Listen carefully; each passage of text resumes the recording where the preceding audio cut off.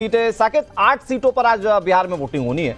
सबसे high profile seat इसी सीवान को माना जा रहा है क्योंकि यहाँ त्रिकोणीय मुकाबला है। शहाबुद्दीन की पत्नी हिना शहाब यहाँ से चुनावी मैदान में है और फिर उसके अलावा जो कांग्रेस पार्टी का अलायंस हो या आरजेडी का अलायंस हो या फिर बीजेपी के प्रत्याशी जो है वो चुनावी मैदान में पूरी तरह से उतरे हुए हैं। तो ये क्या मुकाबला देखने को मिल रहा है और वोटर्स का रुझान कैसे देखने को मिल सकता है इस कॉन्टेस्ट को लेकर?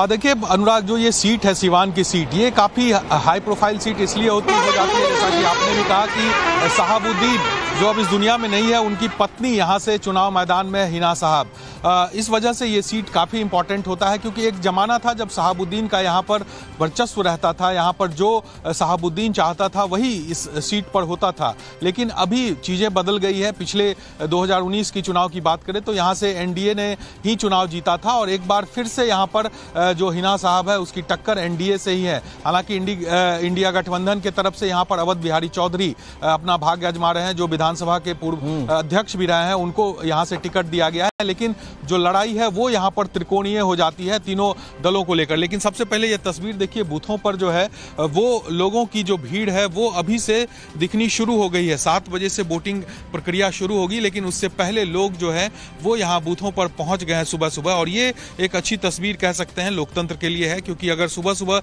जागरूक हैं इतने वोटर तो ये बड़ा एक शुभ संकेत है। हम कुछ लोगों से बात करते हैं। सुबह सुबह आए हैं वोट करने? जी सर, बहुत गर्मी की वजह से हम सोचे सुबह दे दे, अपना मत का अधिकार कर दें। सुबह सुबह हाँ, मौसम सही है और अच्छा है। बिल्कुल। देखिए महिलाएं हैं बड़ी संख्या में यहाँ पर, देखिए इंतजार कर रही हैं जब वहाँ से इन लोगों को जाने के लिए अंदर बोला जाएगा।